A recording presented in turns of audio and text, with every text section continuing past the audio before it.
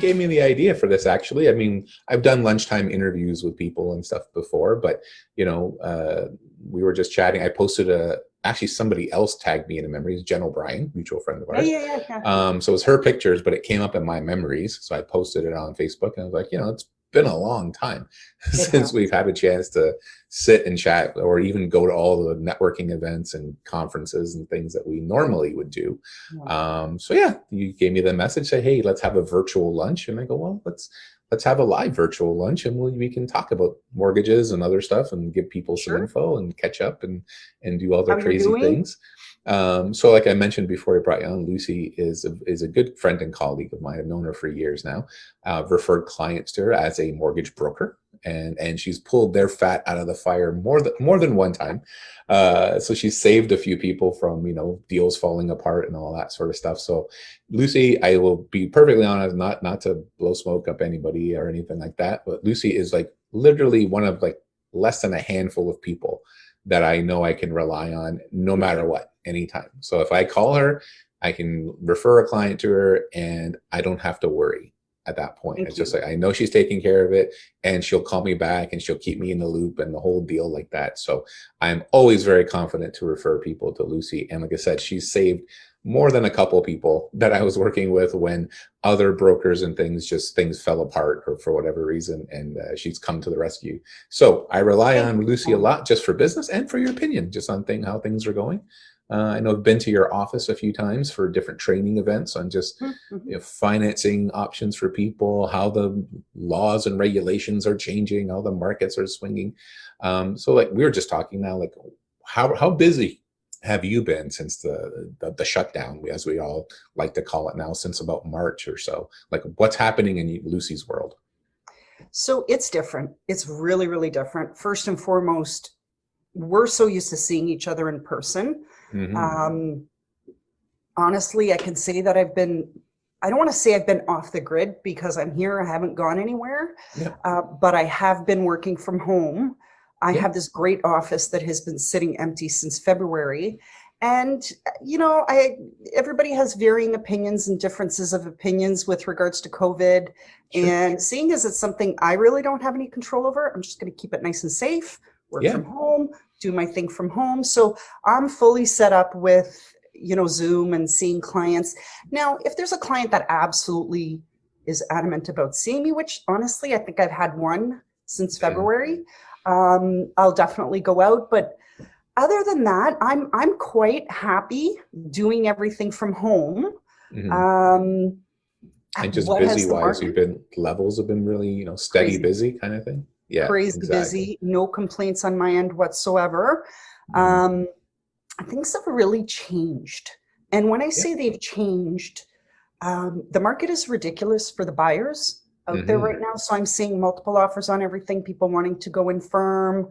And well, Tony, you know how I feel about going in firm. There's always an element of risk to that, you know, you kind of get that little feeling in your stomach, and you're like, I don't know if I want to do that, or I don't know if this is the right thing to do. I don't know. I recommend to my clients all the time. It's like, you know what, again, like I'm dealing with the same thing on the other end, and it's multiple offers everywhere. And even working out in Brantford in areas, like I'm mainly in Hamilton, but from where I am, it's like 30 minutes to Brantford, 30 minutes to Niagara Falls, 30 minutes to downtown Hamilton. So I cover a pretty wide area. But yeah, even in areas of Brantford where you wouldn't expect it, probably about, I'd say a month and a half ago, 2 months ago, I was in an offer competition with 27 offers on the table for this one little house in Brantford. And it blew people away as to what was happening. And the house wasn't priced like crazy low, like unreasonably low or anything like that. It was, you know, reasonably priced. Maybe a tiny bit lower than market value to get some interest, but 27 offers in Brantford is probably the equivalent of 50 or 60 in Toronto. You know, that's the same mentality kind of thing. So yeah, it was crazy. And yeah, you want to go in an offer like that, you want to go in with no conditions. That's the gut feeling, right? Yeah. And you know, it's, there's always that little bit of risk, but I know, like I said, dealing with you. So let's do this scenario here for people who are watching. If I come to you and I say, look, same situation, I'm about to go into competition, I've got these clients, they've obviously hopefully been pre-approved, I've sent them to you before, so you've done a thorough check of them. What's the next step for us at that point when I come to you and say, look, I would love to put a financing condition in there, but I just don't think it's going to happen. What do we do? So it really depends on the circumstance. If it's a AAA client, and I actually had one just last night, AAA client, property was fabulous. I think the property was 20 years old, beautiful condition. Like it was spick and span. So basically what I did is I double checked all the client's documents, made sure that we have everything, down payment confirmation, as much as possible. There was a gift involved. So we want to have down payment confirmation up front. We want to have income confirmation up front. So we want to have a really good understanding of the client themselves and where they are. My perspective in that sort of situation, it's what could go wrong. And I will address what could possibly go wrong. Appraisal, if that comes in short, do they have a backup? Do we have somebody that we can go to that in the event that we had to ask for extra money, we're able to do that? What's our plan B? Okay. So and a lot of people don't get that part too. It's like they're worried about the appraisal, and it's same. I'm in the same boat as you. I'm very much about doing our homework, and that's really what we're talking about here, is just figuring out, like, yes, definitely we're absolutely sure about these people's financing and their income and all that. And then, like you said, covering all the bases, the liability. We don't want to expose our clients to liability.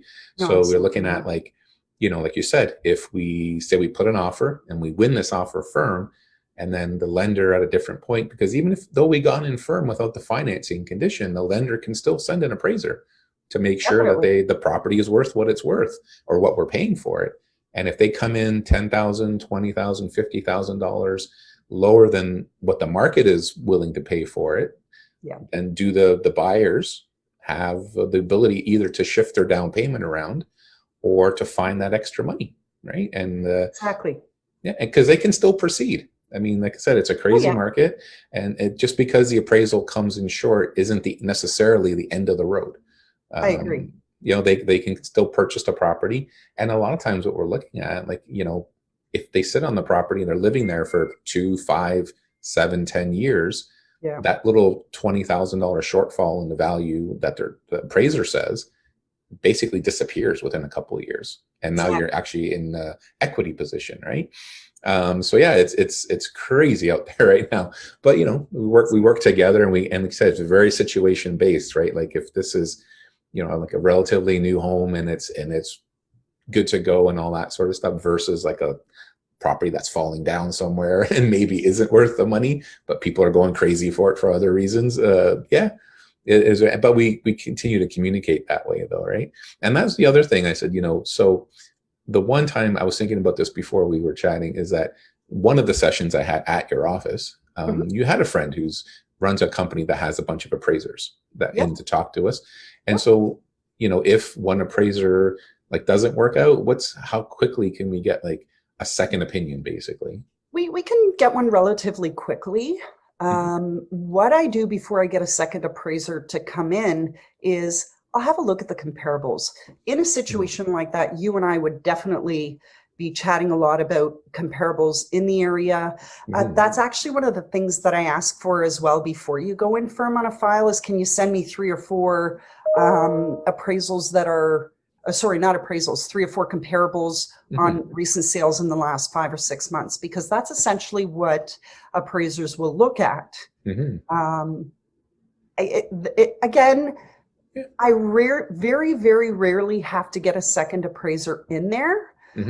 But if we do, then that's what I would look at first. And I would have a conversation with them about, well, first I'd have a conversation with the appraiser that did the appraisal and, have an understanding of why he or she came up with that value.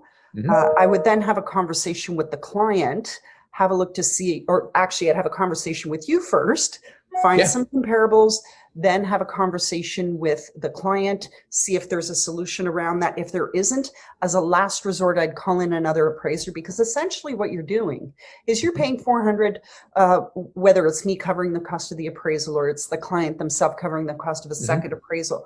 It gets quite expensive. So before anybody spends $400 or $450, I want to have an indication that we're going to get what we need. If we're not going to get what we need, it's futile to spend that extra money. Yeah, because there are the Right? situations where, you know, you get into those bidding wars. You know, people have seen them on TV, on HGTV. They talk about them all the time, these offer competitions that we get into. And yeah, sometimes, you know, the value in the neighborhood really is $700,000. And for whatever reason, everybody gets involved and now they're paying $1 million. And you know, doing that second appraisal really isn't going to help. It's just this one-off situation that they're just, for whatever reason, the person buying it is willing to pay that money. Because really, again, there is value, and you can look at things of what's been sold, but a lot of times it comes down to opinion, right? I mean, it comes down to the value that you see in it. So it's a matter of, you know, I'm planning to do this with this house, and it's going to be valuable to me because I can set up a home office here, and I've got lots of room for my kids there, and I can see myself living here for 50 years, kind of thing. So they're willing to spend that extra money, versus somebody who's looking for, you know, maybe a 2-3 year home to move on to somewhere else, and, you know, dumping all that money in it and not seeing the return. The value just isn't there for that. Right. So yeah, it's very subjective to a certain degree, especially when you're talking about market value versus, and again, you know, we're talking about market value. So again, that depends on, again, like if 10 people want to buy it, supply and demand kind of thing. Exactly. The price might go through the roof. We're not really talking about what a lot of people think of as like replacement cost, like how much would it cost to build this house? Exactly. That's two very, very different things. Very right? different values. And that's more like insurance worries about replacement costs. We worry about like market values and stuff. What else are you seeing? Like, are you getting a lot of people, like first-time buyers coming into the market? Are you getting a lot of move-up buyers? Are you getting a lot of refinancing? Like, what's the mix of things? Huge. Okay, so my refinances are just insane right now. A lot of people are actually breaking their existing mortgages with pretty extensive penalties, and the refinancing for the lower rate. So, which is, truthfully, it's a great thing to do. And a lot of people are seeing that $20,000 penalty. And sometimes it's worth it and sometimes it's not. It depends on what your rate is, depends on what the interest rate differential penalty is. But I'm definitely seeing a lot of refinances. And I strongly encourage everybody, have a look at your rate. Call your mortgage broker agent or banker, okay? Whoever you did it with. I'm happy to answer any questions. Have a look to see what your rate is. Can we save you some money? Sometimes it works, sometimes it doesn't. In most cases lately, it has actually worked. Now, we know that interest rates are about as low as they have ever been. I mean, we're seeing some I've seen some advertised rates online at 1.86%, and even lower in some cases. So yeah, like, so how does, I guess the first thing I would be thinking would be like, how does a refinance work? So you're talking about penalties and that sort of stuff, right? So I decide, you know what, I got my mortgage 3-4 years ago, what it might be. I'm still within my 5-year term, I guess, if you have one. And I got my mortgage at 2.5%, 2.6%. Suddenly the rates are coming up at 1.89, 1.85. And I go, oh my goodness, maybe I can get a much better rate. But like you said, there's penalties involved. So what happens with that penalty? Do you, like, I'm kind of aware, but I'll let you explain it to everybody out there. It's like, do you have to pay that penalty up front? Does it get wrapped in? Does it, like, what are the options as far as that goes? So with regards to the penalty, you can actually refinance that right into your mortgage. So if you have a $200,000 mortgage, it now becomes 210 or what have you. If you have a $500,000 mortgage, it now becomes 520.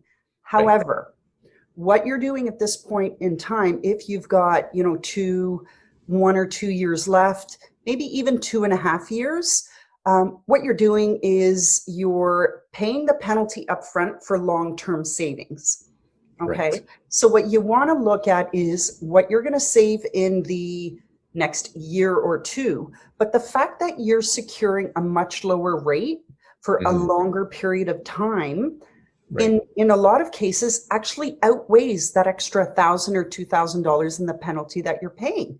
Because Right. really, you know, it's said that the interest rates are not going to increase, but do we really know that? We Yeah. don't, Yeah.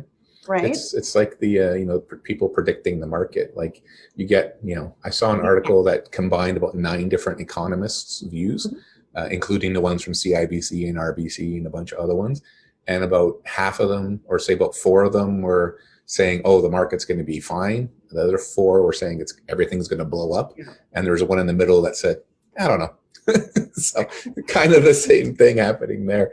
But yeah, so I understand completely. So what you're saying is basically like, you might get a penalty of like $10,000, Yep. but the lower interest rate will save you, say, $15,000 or $20,000 in the long run. So In the long run. so Yeah. overall, the balance is that you're actually coming out $5,000 ahead or $10,000 ahead in the long term, even though it looks like you're absorbing this huge penalty onto your mortgage. Yep.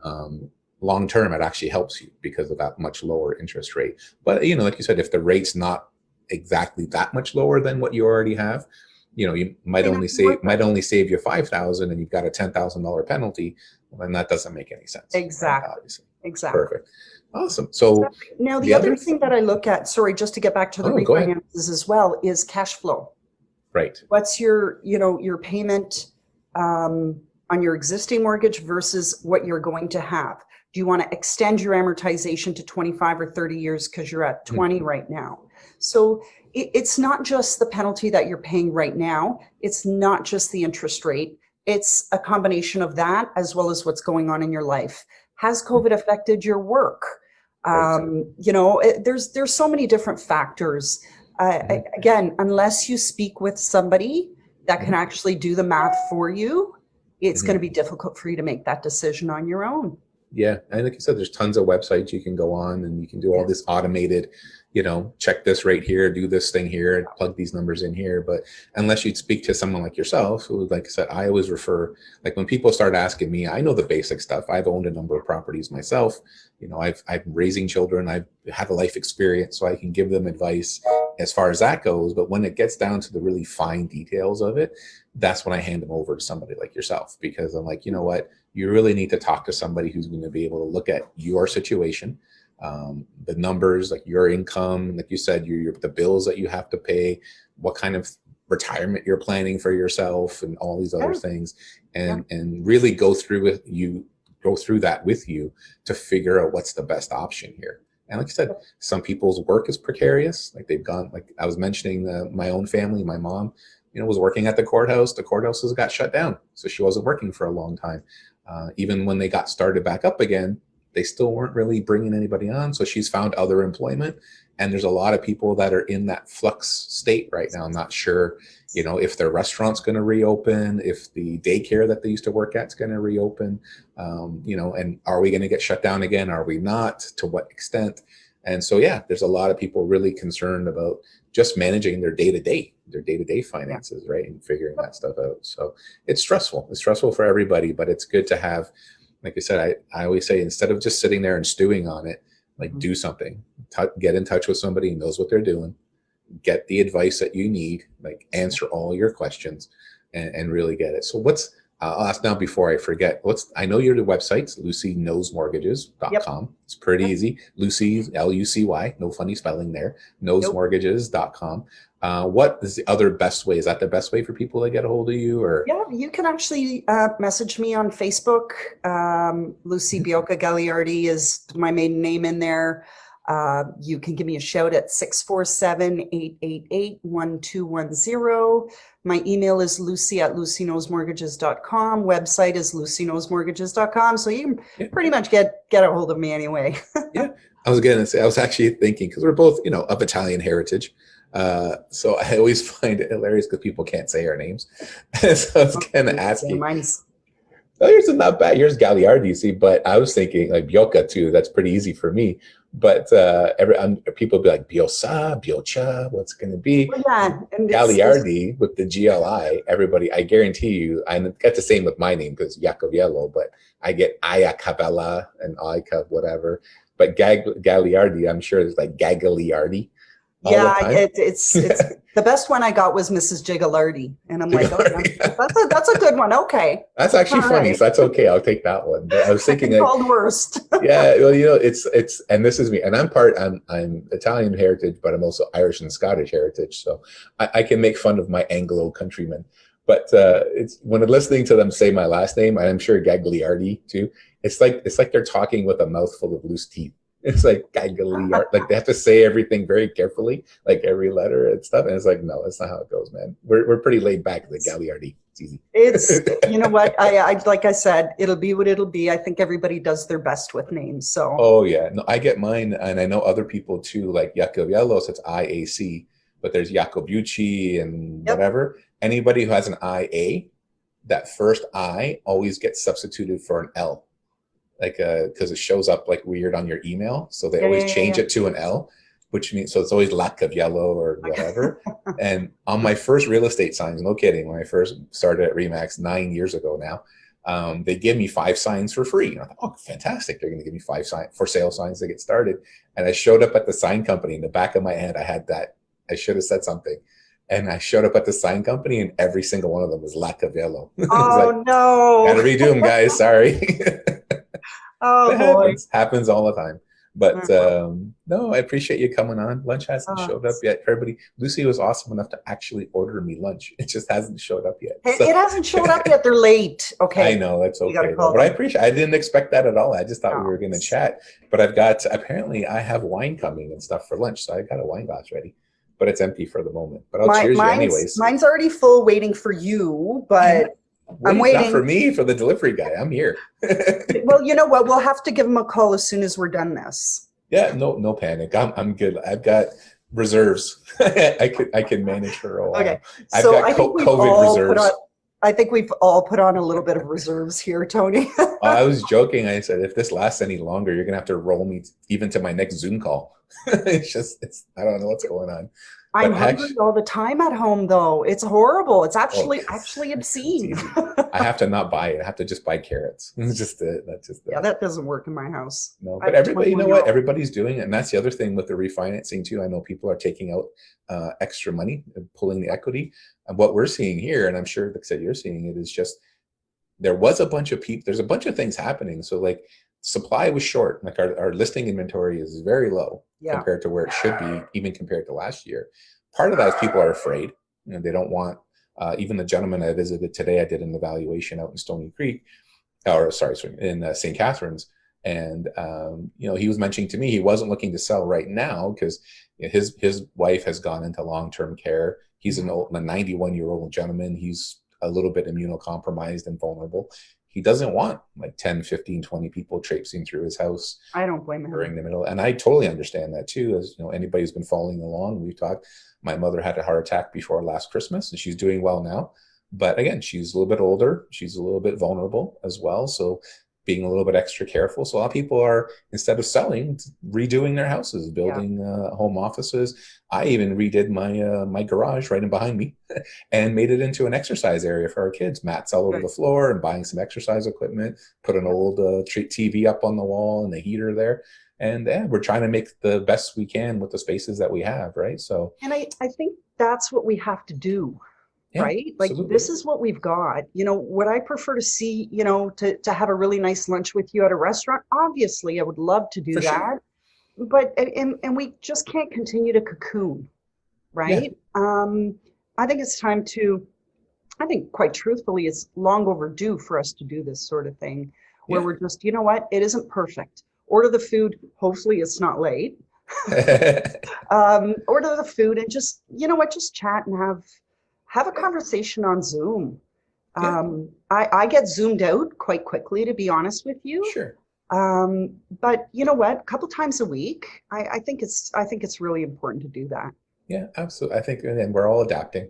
I think it's very important to check in with each other. Oh, and make sure that, I have a core group of good friends in my family and stuff that we, if not daily, then a few times a week, chat with each other. And, we're having those kind of, probably having those kind of conversations that maybe we wouldn't have had before. Like we're chatting for half an hour at a time kind of thing. Whereas before, maybe we just got together and went to a movie or something, which is amazing. I love doing it. But, we would just sat there watching a movie together and not really said much, right? So you're getting the opportunity, I guess, more than, I'm not the first person to say this, that this is a bit of a reset for everybody. for sure. The way we think about things, the way, what we consider to be really important to ourselves. We're, not having the ability to go and spend money on tons of stuff has kind of made us rethink whether we really needed to do that in the first place. A lot of people are reconsidering, commuting to work. They're changing their minds about how much time they spent commuting to work and really thinking of their time as being more valuable than maybe they used to think of it as. So yeah, there's a lot of things that are, even, in the next 3 to 6 months, there's more things that we're going to have to deal with that are changing and adapt to and all that sort of stuff. But you know what? I appreciate you. I appreciate having people like you in my life, and we chat offline. Not as often as maybe we could, but whenever we get the chance. That more often. We for sure. Really but we've had lunch together, and just randomly, if you're in town, we meet up and we chat for an hour, 2 hours, 3 hours, whatever it is. Because that's the people I like to deal with. I like to deal with real people who I can get to know. I know they're decent people. I know they're honest. They have integrity. They work hard. And those are the people I like to surround myself with. And you're definitely one of those people. So thank you, Tony. I feel this absolutely feel the same way about you. And don't cry, because if you cry, I'll cry.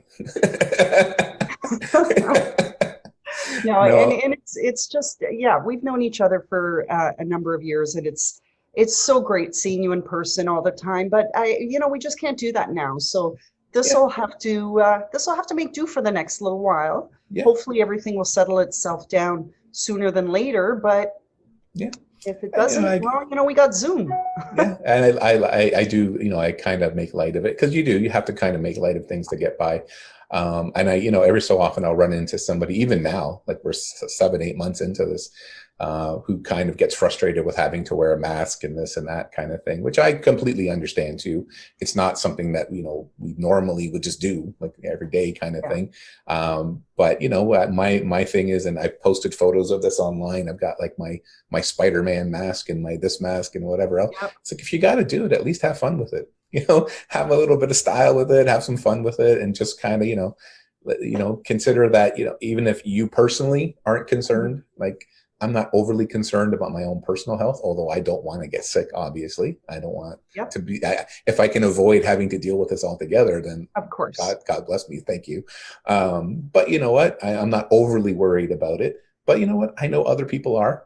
And I know other people, when I go to the grocery store, I know they're there all day working hard, and they're concerned for their own personal safety and their family safety and that sort of thing. So it's not even so much about me as it is about making other people comfortable and just, going along and helping them out, help them get through their day. And I think that's why we're in the jobs that we're in, to be perfectly honest. It's like, for the most, we like to make money. Like, I'm not here not to make money. That's not what I'm here for. But, the core of my job is just helping people find their home or sell their home or buy an investment to fund their retirement or find a place for their kids to go to university where they can stay and all this other kind of stuff. And people like you help me make that reality. And I do want to mention, though, this is like the other thing that people maybe don't consider. And I know you're involved with charities, with children's hospitals, sick kids, and the others and all that stuff. This is my CMN, Children's Miracle Network. I use it on my coffee mug. I use it all the time. And they are having a tough time. So in the next, I just wanted to mention out quickly, and I'll let you know what's going on. But in the next couple of weeks, I'm going to be doing some stuff to really promote the Children's Miracle Network and children's hospitals more. They've reached out because they're having a hard time. Donations to Children's Miracle Network and children's hospitals, I think, are down upwards of 40-50% this year. And that's a reflection of the fact that, people are having a hard time in general. And they're not at work.